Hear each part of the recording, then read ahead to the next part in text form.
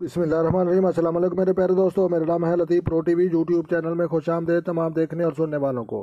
तो मेरे प्यारे दोस्तों, हम आज जिस टॉपिक पर बात करेंगे वो बातें करेंगे जौज़ा अफराद के मुतल्लिक। तो लिहाजा ये पत्थर पहने तो उनके जो है रिज़्क में इजाफा, और फूल सूंघें तो उनकी सेहत में इजाफा। तो लिहाजा जौज़ा के जो अफराद बनते हैं उनके जो है हम पहले जो है देखेंगे कि जो है ये काफ और काफ के नाम वाले जो हैं ये जौज़ा के अफराद हैं।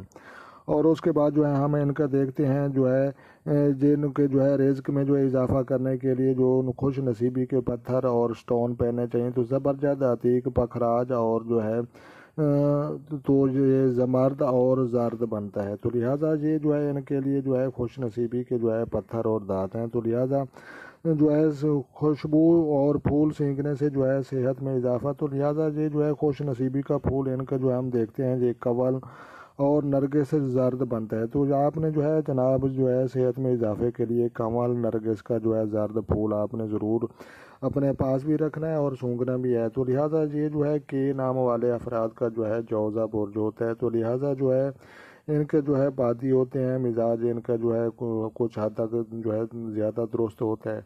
तो लिहाजा प्यारे दोस्तों, अपना ढेर सारा जो है ख्याल रखना है और अपनी दुआओं में मुझे याद रखना है। तो जो दोस्त चैनल पर नए हैं चैनल सब्सक्राइब कर लें ताकि मज़ीद जो है इस तरह की अच्छी अच्छी वीडियो सबसे पहले आपको मौसूल हों।